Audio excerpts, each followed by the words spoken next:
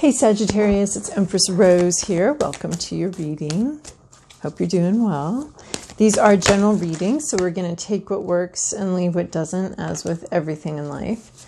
If I don't catch your wavelength or storyline on this reading, check your other major placements. We're starting off with an intuitive vibe from my oracle cards. A bunch just came out here. Moonology and Work Your Light, and then we'll move on to a more traditional tarot spread. If you haven't already, click the subscribe button. It helps other people find the channel, and it makes me very happy. So let's see here. You've got kind of a booklet. So we're going to try to put it together into like a bit of a paragraph here. What do we got? Okay. All right. Oh my God. Nice, nice, nice. Oh yeah. Oh babe. Okay, so we're going to talk Akasha first. Your guidance is divinely guided. So to me, this always is it never comes out by itself. It's about the rest of the reading. It's about this reading, and so I always say, take what works, leave what doesn't, but this is, reconsider what you think isn't for you here. There's a message here that you're going to be like, yeah, I already know that, or that's not for me. And so this is just saying, check that again, rethink that. There's a message here for you that you may be dismissive of, you may not think it's for you, but a recheck is a good idea. So Akasha, your guidance is divinely guided, which is awesome because there's a lot of cool shit in this reading so far. So we've got meditate and contemplate, new moon in Pisces. This could be some kindred spirit energy here, getting to know somebody, the animals sniffing each other's butts, which, I don't know, it's interesting to imagine getting information about a person that way. I prefer sort of ballroom dancing. You can really feel how someone moves, how they interact, how they relate in a very vibrational way, being in someone else's space. Of course, you can't do that right now, but I'm pretty sure smelling, sniffing butts isn't probably hygienic either. So soulmates, possibly, so meditating and contemplating. So using your brain and your spirit to figure something out, to feel your way and think you're going to be feeling, vibing, and thinking your way through something. You're going to be doing both. Don't let one don't pass off one for the other, right? So you want to do both. You want to get your vibe on, you want to feel your way, you want to meditate, and taking some time out. So doing some thinking, doing some not thinking, doing some thinking, doing some not thinking. You're going to want to dance and flow between those two as you move forward here. You and your loved ones are safe. New moon in Cancer. So a new emotional relationship, an emotional connection here. I'm getting that both from both of these right here. A new emotional connection, possibly, or a new emotional adventure, something like that, but it's safe. There's a sense of safety that you need to be aware of here, that you're not, obviously we're protecting ourselves, but there is a situation here that might be safer than you think. You might be having some anxiety, and this card comes in to be like, to say, you know what, it might be okay. What if this works out? What if this is okay? What if everybody's fine and this goes okay? All right, and then we have faith in your dreams, waxing crescent moon. So you're already on your way. You already probably know a little bit, have an idea of what I'm talking about on this new moon thing. This is saying, okay, you've started something, but you've already started it. We've got a sliver of a moon right here. You're already on your way. You're already headed towards fulfillment, having faith in your dreams. So there may be a little bit of a glitch here. That might unsteady your faith in this dream, might be bringing up something like, really, is that really going to happen? I don't know anymore. This seemed like a great idea, and now I'm rethinking it. So that may be where you're at on this sort of path from intention to fruition with this dream and this vision here, is having some doubts. And this is saying, have faith in your dreams. And because you're already doing it, stop overthinking, face your true north. Okay, I like this, mixed with meditate and contemplate. Don't overthink it. Mix some of your thinking in with vibing, with feeling, with with just being with the movement towards this and the situation. And you're already doing it, so don't overthink it. You're already doing it. You're already headed there. That's what these two cards together mean to me. These two are like, you started something. It's emotional. It's got some depth to it. Don't overthink it. Think enough a little bit. And you might be safe. You and your loved ones are probably safe. There's no reason to fear this journey. And then this is, you're already doing, this is just sort of acknowledging, well, actually, you already started this. So you already actually are going on it. Don't try to refrain from overthinking it, right? We want to be using our heads somewhat, but our heads, what do they call that? The mind is a great servant, but a terrible master. So if that isn't true, I don't know what is. But very close to achieving your goal. So this, oh my goodness. So we've got, this one's have faith in your dreams. So maybe this sliver is coming in here to complete this moon, gibbous moon. Obstacles clearing, final obstacles clearing the way. Wow, it feels like we're going straight from intention to manifestation, just straight line. Heading straight there, because we've got this new thing, we've got having faith, but maybe you just are, maybe instead of at the beginning of, you still got a way to go, maybe you're at the end and you're like, was that a good idea? Is this a good idea? Am I doing this right? And this is saying like, don't question, don't doubt it. You're headed there, and something's about to come to fruition here. You may have been working on it for a while, and have lost some faith. And that could be why it's like your guidance is divinely guided, why you got that card, because it's like, okay, I see that you don't see that this can happen. I see that. And we're just letting you know that maybe you're closer than you think. And you're like, nah, that dream's still far off for me. Okay. All right, Sagittarius, what do we have here? This is your past, your present, your inner landscape. What's at issue? Your environment, to-do list, possible outcome. You've got 3 major arcana here. And then a little bit of each of the suits. So fascinating. In your recent past, you have the 6 of Swords, a decision to leave something that was very painful, very dark. It's an up anchor. Where we're going to put the anchor down next, nobody knows. This is one of the leap of faith cards, the several in this deck. But it's a place of choosing. It's a very beautiful place of choosing self-preservation over status quo, of saying this, whatever I know is harmful and difficult, not difficult as in like, because lots of things are hard, but we should be doing them anyway, or they're part of our path and we need to go through them. But some things are hard and it's just like, I'm done, I'm out, I can't do this anymore. The devil I don't know is so much better. It has got to be better than the devil I do know. So there's a sense of having pulled up anchor here from something that's been a very dark period and chapter of your life that's been very difficult, and having chosen the unknown, the unrooted, the unknown versus the place of limitation and pain that you have known. And I want to say that this is very beautiful, and it has with it not a sense of self-preservation, but a sense of being able to trust your heart as you move forward, to trust yourself, to leave. There's a sense of trust and surrender to the universe and to yourself and to your own strengths, knowing that you can handle the unknown.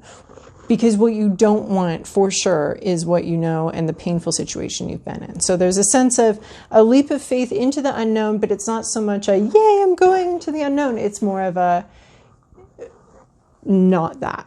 Whatever, I don't even care, not that though. In your current situation, you have the Temperance card. So you may be in sort of a paused mode. This isn't quite the Hanged Man, but this is sort of more about letting the emotions simmer and settle, letting that mud settle. Whatever mud got kicked up in this situation, you've been in a place of letting it settle, letting things letting things come into a bit more harmony, allowing strong emotions to kind of to kind of come down to ground a little bit. And what I find interesting too is she's got these two doves. I'm still learning this deck here, but she's got these two doves, and they're reminding me quite a bit about these two fish and the meditate and contemplate vibe, right? Because we've got two different aspects of this thing. The flying bird and the sitting bird, the bird in the hand and the bird in the bush, I guess. And so it's that sort of split attention and allowing these two things to coexist.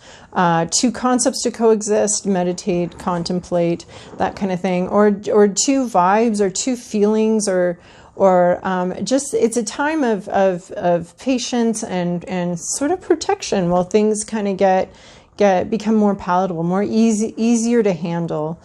Taming. There's a taming of a situation that's been going on, and it needed some patience and a gentling hand here. In your inner landscape, your hopes, your fears, you have 3 of Cups. So this has a very obviously, and I love the way Welz-Stein has done this with this friendship vibe. You totally get the understanding that these are deep friends and they're in each other's circle and they share. And I love this because some interpretations of this card I don't jive with me very well, right? But this is really beautiful. This really captures the way I view this card as this deep sharing, the sharing of our hopes, our dreams, having drawn a circle to bring people in. So in your hope is a deep friendship, sharing your life with others, sharing your hobbies, your activities. There's always not always, but when done in a way that I can relate to. The 3 of Cups is very much about sharing joy and sharing our hobbies and our moments and our parts of our lives and parts of ourselves with friends. So there's a very strong friendship vibe here. There's similarities, there's differences. So you may be hoping to expand your circle of friends. You may be, especially if you've left maybe a friendship or maybe another relationship where you were like, that does not vibe with me anymore. I am not that person. I want some new friendships here. I'm reminded of when people like quit drugs or quit drinking and they kind of have to find all new friends. Like you were like, so as a metaphor, this is like, I don't want to do this anymore. I don't want to live this life anymore. Or sometimes when people, split up, they kind of have to create a new friend circle because the other friend circle is tainted by, whatever went on there or whatever. So this is looking for a new friend circle, maybe looking to reconnect with some friends that you already have, or looking to expand your acquaintances and your friendships, or looking to just share, looking to deeply share with friends and it could be relatives too, right? Because that's... There's not like there is a relatives card. The 10 of Pentacles would be a relatives card. But this is friends, relatives, community sharing, wanting to share or wanting to expand that. So that's on your mind. You've been thinking about friends, friendships, how those work. And boy, in COVID, the friendships are just, are you friends enough to call or friends enough to just like how or, It's been interesting to figure out the new friendship, people that you might see regularly and you suddenly don't see anymore. How do you navigate that? In your what's the issue here? We have Queen of Wands in reverse.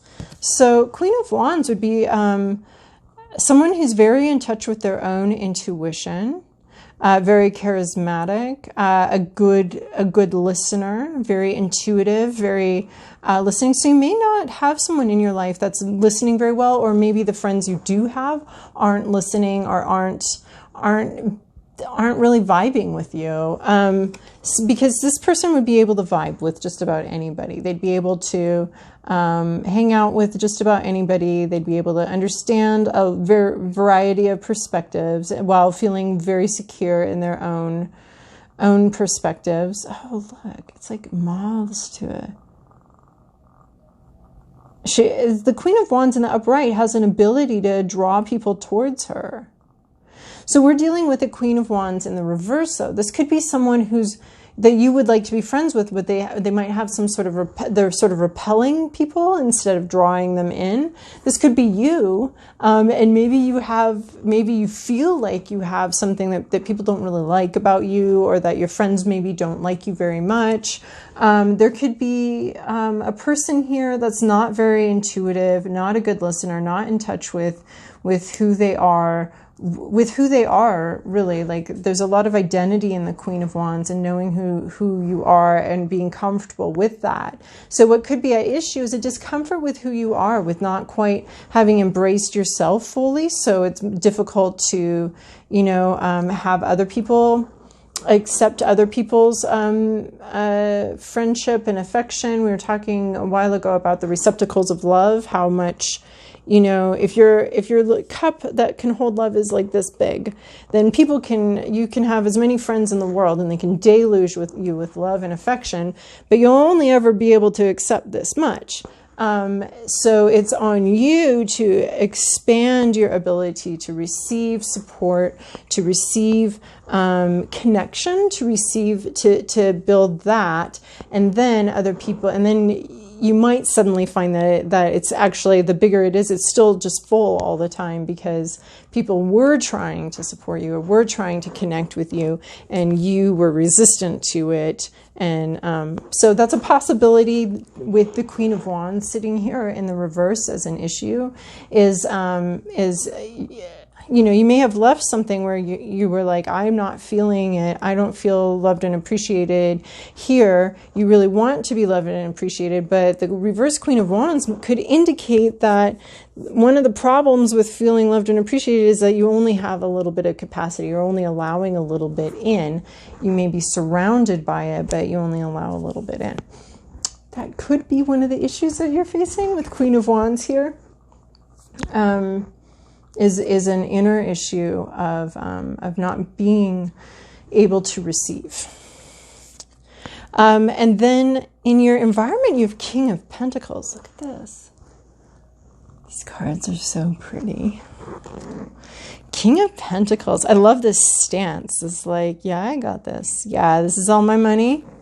This I forget what you call that, multi-pronged buck here. He's got his fully developed rack and powerful, experienced. This is probably a person in your environment, male or female.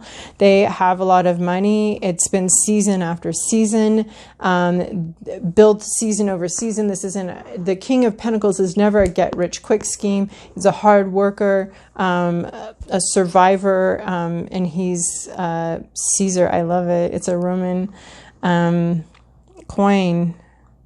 That sort of master of having mastered his career or mastered the art of bringing in money. He's very secure, has what he needs, and has earned it. So there's someone like that in your environment that could be part of the situation here. And then your to-do list, and I'm not thinking these so much anymore as like, you need to do this, put this on your to-do list, and you're a failure if you don't scratch it off because you didn't do it. It's more like looking for opportunities to embody this Empress energy. Look, she's made out of roses. It's very exciting for me. So, abundance. There is an abundance around you. The Empress is more of a mentality of abundance and less of scarcity. The Empress has what she needs. She's emotionally secure. She's financially secure. She gives and grows life from her abundance. But it's a mentality, and it's allowing that abundance. And I feel like it comes with this Queen of Wands here in reverse of this receptacle being too small. So it could be receptacle for anything. It's just a scarcity mentality, like, oh, there's only ever going to be this much. It reminds me of, like a shot glass versus a pint glass, right? And although maybe this is a very bad analogy. This may not be a good analogy, but like, okay, let's say you want some water and you can choose between having a shot glass of water and a pint glass of water. And you're like, well, I'll probably only take a sip. So you choose the shot glass of water, and then you put the water back, and then you don't have any more. Someone's going to have to go back to the kitchen. But if you choose the pint glass of water, you may only take a sip, a shot glass size sip, but you have it there. You have so much. So that's a little bit of this Empress card, is that you just have, sitting beside you is a giant cup of water, and you don't have to worry or fret about going back to the kitchen, or I'm thirsty and I don't want to get up and refill this tiny little glass, even though that may be all you need. Just having that bigger glass there full of water. This is like such a funny analogy to me. Getting you water is one of my love languages, so that's why it's a little tickling to me to have this as all integrated into this like receptacle of love idea. Anyway, so the Empress. So you're coming into the pint glass availability of something and seeing the abundance and accepting the abundance that's around you. That there may be more friendship, more kindness. Your circle actually might want to be bigger, but you have somehow internally possibly restricted it. So your job is to look for opportunities to embrace abundance, embrace abundant thinking, embrace,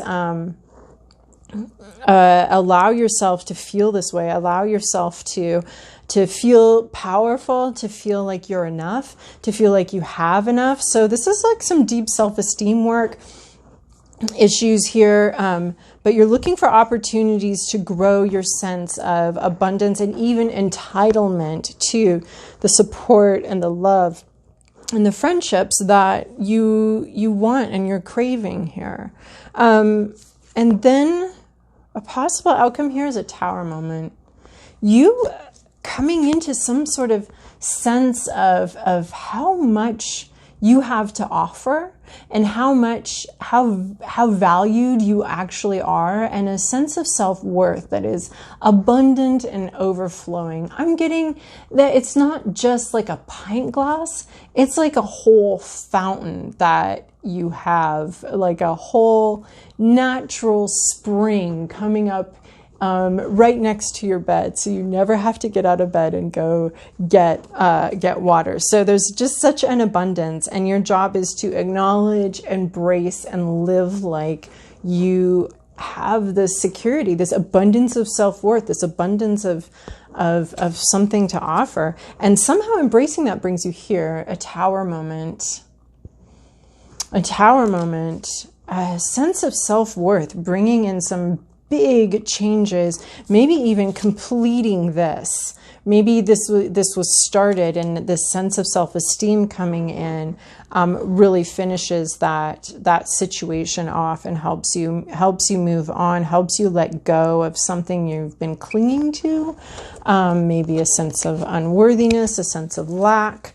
It brings in a big change into your life. So overall, we have this Temperance, we have the Empress, and we have the Tower. So you've been patiently adjusting to a new reality. You need to come in and realize how much is available to you and how much value and inherent worth you actually have. And this brings some really big changes, very close to achieving your goal. And that's what I'm getting. There's this big thing coming in here for you that's really gonna rock your world, and it's coming. It's pretty close. And then here we have the wild Kuan Yin. Your path is before you now, even if you sometimes lack confidence to trust in the path that you are upon. Okay, that's where our Empress comes in. Know this, you cannot miss your destiny. I shall guide your feet and inspire your heart to keep you true to your rightful divine path. Trust me, trust yourself. Take your journey now. So, wow, great way to close that off. All right, Sagittarius, I hope you have a wonderful week.